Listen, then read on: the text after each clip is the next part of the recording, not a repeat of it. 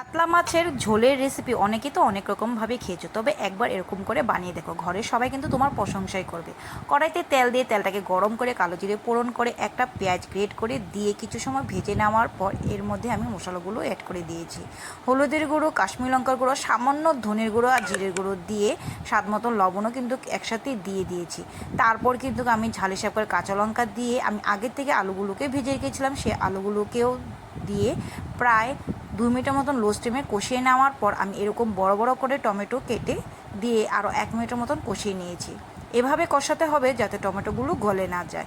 তারপর ঝোলের জন্য দিয়ে দিলাম জল। জল দিয়ে আমি আগের থেকেই কাতলা মাছগুলোকে ভেজে রেখেছিলাম, সেই ভেজে রাখা কাতলা মাছগুলোও কিন্তু উপর দিয়ে দিয়ে দেবো।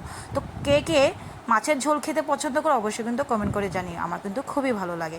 তারপর 10 মিনিটের মতো রান্নাটা করে নিয়েছি, নেওয়ার পর এবার কিন্তু নামিয়ে নেব। আশা করি তোমাদের এই রেসিপিটা খুবই ভালো লেগে থাকলে আমার প্রোফাইলকে ফলো, লাইক, কমেন্ট আর শেয়ার করে দিও।